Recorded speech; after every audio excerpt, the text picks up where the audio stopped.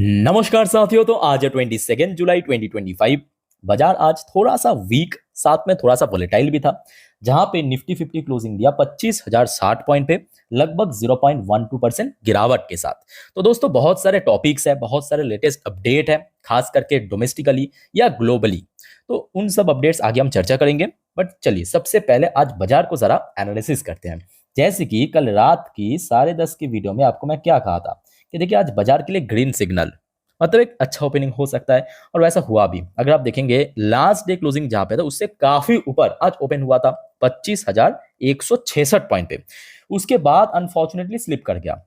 अच्छा, कल रात की एनालिसिस के हिसाब से हम लोग जो रेजिस्टेंस लेवल डिसाइड किया था वो था 25,250, और जो सपोर्ट लेवल की रेंज मेंशन किया था वो था 25,030 से लेके 25,000।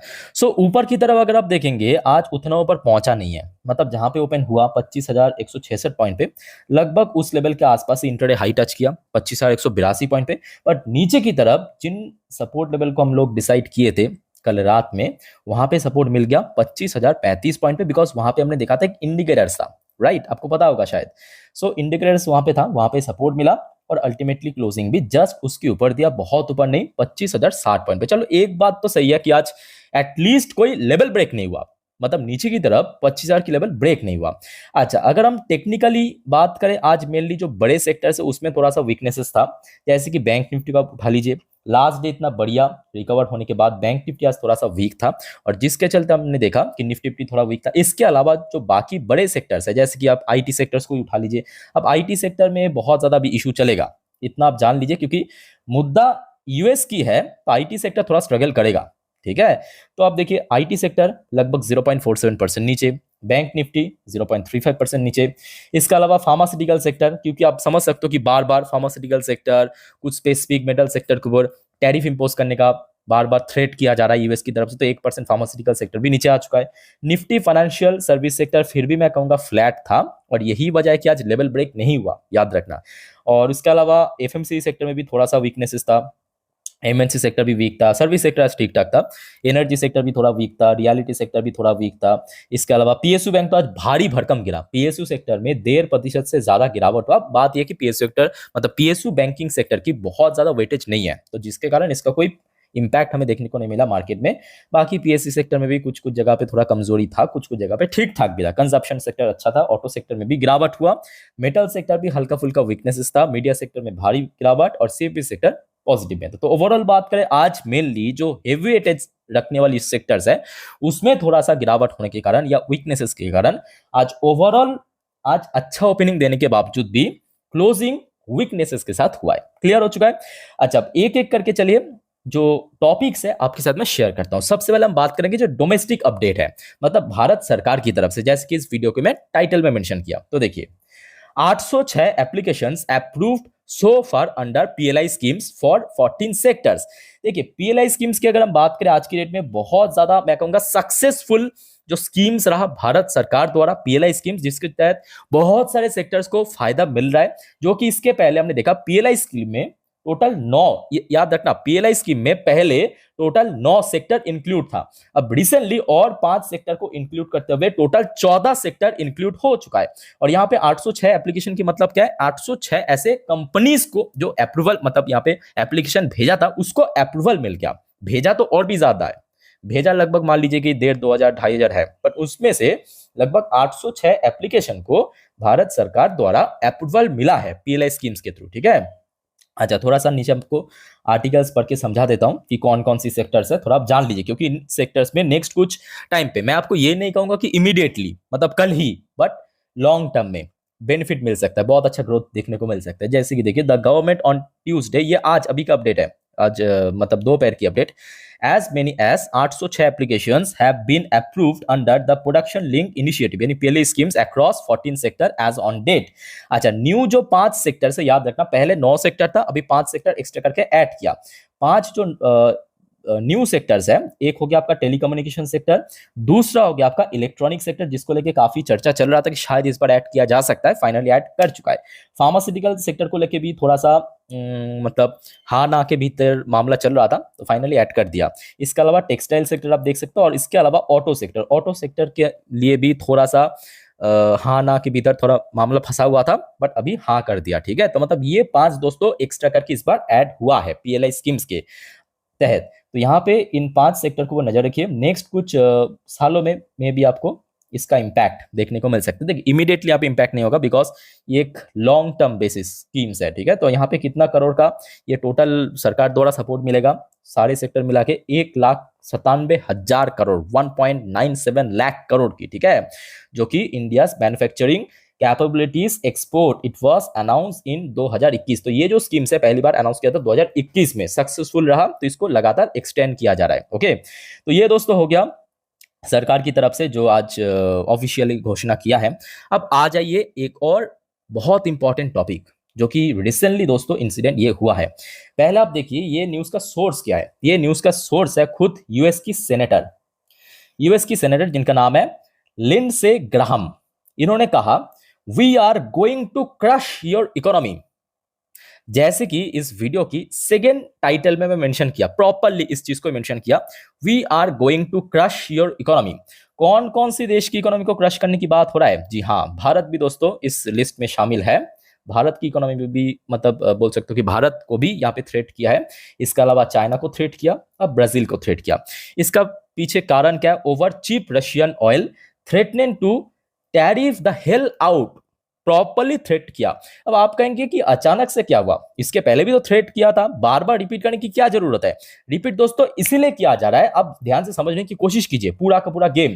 पहले हमने देखा था यूएस सेनेटर की तरफ से लगभग 3 हफ्ता पहले फर्स्ट थ्रेटन आया था, सेकेंड टाइम डोनाल्ड ट्रंप ने इसको सपोर्ट किया था, तीसरे बार दोस्तों याद कीजिए नेटो की तरफ से थ्रेट किया, चौथे बार ईयू यूरोपियन यूनियन द्वारा सैंक्शन इंपोज करते हुए भारत की कंपनी को भी सैंक्शन कर दिया। पता होगा तब भी जब हमने देखा कि भारत सरकार या भारत की मंत्री द्वारा कुछ भी बोल सकते हो कि गिव अप करने वाली स्टेटमेंट नहीं दिया, मतलब एक तरफा बोल सकते भारत फुल मतलब झुकेगा नहीं, इस मोड में है। फर्दर दोस्तों यहाँ पे थ्रेटमेंट दिया है आज की डेट में। देखिए ये सब आज का अपडेट है, ये देखिए 22 जुलाई आज शाम के 4:02 ये न्यूज पब्लिश हुआ है। द टाइम्स ऑफ इंडिया अलग अलग वेबसाइट ने यहाँ पे कवर किया। अब ये स्टेटमेंट देखने के बाद ना मुझे एक बहुत ही प्राचीन कहावत याद आ रहा है कि विनाश काले विपरीत बुद्धि। दोस्तों आप लोगों को क्या लगता है, मतलब आप लोगों का क्या ओपिनियन है, प्लीज कमेंट करके बताइए ये सब स्टेटमेंट के बारे में। क्या मतलब यूएस की सीरियसली कहा ना, अभी गवर्नमेंट जो लोग चला रहा है ना, मतलब खुद को विराट बड़ा तोप समझ बैठा है। मतलब समझ सकते हो कि मतलब खुद यही सोच रहा है कि भाई हम तो दुनिया की मसीहा है, हम ही सब है, हम चाहे तो इधर उधर सब कुछ कर सकता है। अच्छा उसके साथ साथ एक और यहाँ पे स्टेटमेंट आया है, मैं आपको थोड़ा सा दिखाने की कोशिश करता हूँ। ये देखिए ही उसके साथ साथ उन्होंने एक्स्ट्रा करके ये भी ऐड किया कि he announce the US would impose 100%, यहाँ पे आपको दिख रहा है ना छोटे छोटे अक्षर में, 100% secondary tariff on nation that continue buying Russian oil gas if Russian President Vladimir Putin does not agree to peace deal within next 50 days। तो आपको पता होगा नेक्स्ट 50 दिन की जो समय सीमा दिया है रशिया को पीस डील करने के लिए, अगर 50 दिन में भी ये जंग रुका नहीं तो सेकेंडरी सैंक्शन इम्पोज, देखिए रशिया के ऊपर जो सैंक्शन इम्पोज होगा वो तो होगा, वो तो रशिया की मुद्दा है, बट इसके अलावा जो रशिया की पार्टनर्स है भारत चाइना मेनली। अब आप कहेंगे ब्राजील की नाम कैसे आया? ब्राजील को तो यहाँ पे लपेट लिया। ब्राजील की प्रेसिडेंट दोस्तों आपको पता होगा जो लूला डी सिल्वा, इसलिए आपको अपडेट भी दिया था, यूएस की अगेंस्ट में बहुत ही एग्रेसिव स्टेटमेंट देने के कारण यहाँ पे ब्राजील को भी इस लिस्ट में लपेट लिया। मेनली फोकस है क्योंकि भारत और चाइना ही 70% जो एनर्जी कंजप्शन करता है रशिया से, तो यहाँ पे ब्राजील को इसलिए लपेट लिया। तो दोस्तों इस मामले में आप लोगों का क्या ओपिनियन है, शेयर कीजिए, कमेंट बॉक्स खुला है आप लोगों के लिए, कमेंट करके बताइए। अच्छा एक और बात दोस्तों, देखिए ये जो सब अपडेट्स है ना, मैं मेरे इंस्टाग्राम स्टोरी में जब भी आता है तुरंत अपडेट दे देता हूँ। तो आप में से कोई अगर इंस्टाग्राम में हो मुझे फॉलो करके जरूर रखना, ये मैं आप सभी को रिक्वेस्ट करूंगा। लिंक आपको नीचे डिस्क्रिप्शन बॉक्स में मिल जाएगा, ठीक है, बिकॉज आप आगे जो अपडेट आएगा सब वहां पे आपको मैं दे दूंगा। अच्छा इसके साथ साथ देखिए जो आपको मैं अभी अभी कहा था ना कि विनाश काले विपरीत बुद्धि, ये सच साबित हो जाएगा। यहाँ पे देखिए ट्रम्प टोल्ड नेतन्याहू। अब डोनाल्ड ट्रम्प एक तो अपने घर के अंदर भी लड़ रहा है, घर के बाहर भी लड़ रहा है, और मतलब सबसे वर्स्ट पार्ट यह है कि यूएस की जो सबसे नियरेस्ट अलाई आज की डेट में कौन है? यूरोपियन यूनियन है, यूरोपियन कंट्रीज है, जापान, कोरिया है, खुद इजराइल, सबसे मैं कहूँगा यूएस का सबसे ज़्यादा स्ट्रेंथ है, उसके अगेंस्ट में भी पहुंच गया। रिसेंटली आपको पता होगा इजराइल ने सीरिया के ऊपर अटैक किया बिन वजह, ठीक है, सीरिया के ऊपर हमला किया, चलो ठीक है। तो डोनाल्ड ट्रम्प ने फिर से नेतन्याहू को कहा कि rectify situation after Syria attack. White house ने ऑफिशियली स्टेटमेंट जारी किया है इजराइल के अगेंस्ट में, नेतन्याहू के अगेंस्ट में। अब आप कहेंगे इसमें बड़ी बात क्या है? तो जी नहीं, ये जो यूएस बड़े बड़े बात करते हैं ना, ये किसके दम पे? ऑब्वियसली एक तो देखिए डॉलर के दम पे, है ना, आज जो इंटरनेशनल ट्रांजैक्शन होता है डॉलर में। इसके साथ साथ दोस्तों टेक कंपनी की दम पे, याद रखना, टेक कंपनी के दम पे। अब ये जो सब टेक कंपनियां हैं, चाहे गूगल को आप देखिए, एप्पल को देखिए, एंड्रॉइड को देखिए, ये आपको क्या पता है? ये सब दोस्तों यहूदी की कंपनी है। मतलब इसका जो टॉप लीडर में बैठा है ना, ये सब यहूदी है, इजरायली है, ठीक है। तो इजराइल के अगेंस्ट में चले जाना, ये खुद अपने मतलब पैर के ऊपर चाकू मारना नहीं है, चाकू के ऊपर पैर मारना है। मेरे बात को समझने की कोशिश कीजिए। तो मुद्दा यह है कि अभी मतलब वही बात है, विनाश काले विपरीत बुद्धि, कुछ भी कर रहा है। अच्छा, उसके साथ साथ यूएस जो गवर्नमेंट है उनके तरफ से लास्ट 6 महीने की जो इंसिडेंट हुआ है, मतलब खास करके डोनाल्ड ट्रम्प सत्ता में आने के बाद, उसका एक लिस्ट निकाला गया। उस लिस्ट में ये भी अगेन रिपीट किया कि Trump ended Wars like India and Pakistan, white house list US president achievement in past 6 months. ये मतलब स्टेटमेंट देखने के बाद मुझे खुद हंसी आ रहा है। मतलब वो जो बच्चा है ना, मतलब कुछ कुछ करने के बाद बार बार रिपीट करता है कि हाँ वो तो मैं ही किया हूँ, वो तो मैं ही किया हूँ, वो तो मैं ही किया हूँ। अरे हाँ बाबा, चलो ठीक है, मान ले। बट यहाँ पे मेरे हिसाब से भारत सरकार को भी, खास करके मोदी जी को, खुल के आके कहना चाहिए, तभी इसका जो ये सब हरकत बंद हो, शायद हो सकता है।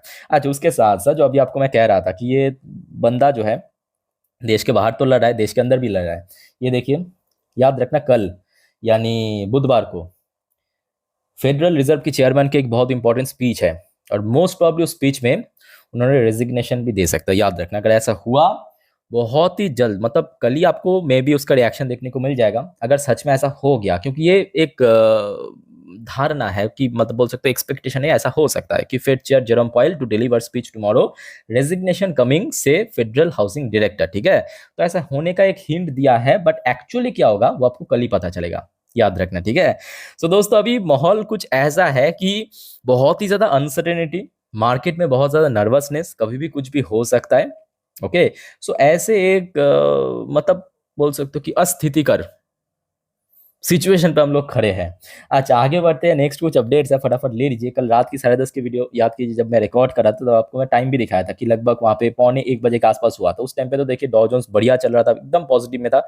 उसके बाद सडनली देखिए गिर गया। अब देखिए ये कोई शॉकिंग पार्ट नहीं है, क्योंकि जैसे माहौल बना के रखा है यूएस गवर्नमेंट ने, तो ये तो नेचुरल हो चुका है। नैस्डैक पे भी देखिए फिर भी ये ठीक ठाक दिया। आज सुबह से ही देखिए डॉ जोन्स की फ्यूचर भी थोड़ा सा वीक चल रहा है, इवन नैस्डैक की फ्यूचर भी थोड़ा सा वीक चल रहा है। इंडियन करेंसी की वैल्यूएशन में फिर से गिरावट हुआ, फिर से मतलब वैल्यूएशन गिरा है, प्राइस बढ़ गया। और मोस्ट प्रॉब्ली लास्ट डे तो हमने देखा था, मतलब 21 तारीख को एफएस द्वारा सेलिंग हुआ, डीएस द्वारा बाइंग हुआ, आज भी यही हो सकता है, बहुत ज्यादा चांस है, क्योंकि आप समझ सकते हो आज बड़े सेक्टर में गिरावट हुआ अल्टीमेटली, है ना। अच्छा दोस्तों, आगे बढ़ते हैं नेक्स्ट टॉपिक पे, बट उसके पहले आप सभी को दोस्तों रिक्वेस्ट करूंगा, अगर आपको वीडियो भी तक अच्छा लगा, इन्फॉर्मेटिव लगा, प्लीज वीडियो को लाइक करना, और प्लीज चैनल को सब्सक्राइब करके जरूर रखना, ऐसे इन्फॉर्मेटिव वीडियो हर रोज तुरंत पाने के लिए। और याद रखना, आज रात की 10:30 की वीडियो मिस मत करना, ठीक है, बिकॉज उस वीडियो में मैं आपको नेक्स्ट डे मार्केट प्रिडिक्शन, मतलब कल बुधवार किस तरह बाजार ओपन हो सकता है, क्या कहते हैं उसको, कहाँ पे ऊपर हर्डल है, नीचे सपोर्ट है, आज पूरे दिन की शेयर बाजार की अपडेट, या टैरिफ या ट्रेड डील के मुद्दे पे जो भी अपडेट आएगा सब मैं आपको पाई टू पाई दे दूंगा, ठीक है। अच्छा, इसके साथ साथ थोड़ा सा ये भी देख लीजिए आज एशियन पैसिफिक बाजार की हालचाल कैसा था। जैसे कि जापानीज मार्केट 3 दिन बंद होने के बाद ओपन हुआ, ठीक ठाक ही था, पॉजिटिव में था। चाइनीज मार्केट भी ठीक ठाक ही था, हांगकांग मार्केट भी ठीक ठाक था, साउथ कोरियन मार्केट थोड़ा वीक, थोड़ा नहीं काफी वीक था, इंडियन मार्केट भी थोड़ा सा वीक था, ताइवानिश मार्केट भी काफी वीक था, ऑस्ट्रेलियन मार्केट ठीक ठाक था, खचरा बहुत अच्छा चला आज, न्यूजीलैंड की मार्केट में भी गिरावट हुआ, मलेशियन मार्केट भी गिरावट हुआ, सिंगापुर मार्केट फ्लैट था, थाई मार्केट में काफ़ी गिरावट हुआ। चलो ठीक है, तो ओवरऑल बात करें आज ज़्यादातर जो एशियन पैसिफिक बाजार में ठीक ठाक ही पॉजिटिव में क्लोजिंग देखने को मिला। सो दोस्तों ये कुछ इंपॉर्टेंट अपडेट्स जो कि आपके साथ मैं शेयर किया। याद रखना नेक्स्ट कुछ वीडियो में और भी बहुत सारे vital topic just like Q1 की रिजल्ट, कुछ कंपनीज के ऊपर कुछ बड़े घोषणा या मार्केट से रिलेटेड जितने भी अपडेट है कवर करेंगे, तो एक भी अपडेट मिस मत करना, कल के लिए काफी इंपॉर्टेंट है। स्टे कनेक्टेड विद चैनल को सब्सक्राइब करके रखिए अगर आपने नहीं किया। तो मिलते हैं नेक्स्ट वीडियो में, वीडियो को वाइंड अप करता हूँ। टेक केयर, बाय बाय, जय हिंद।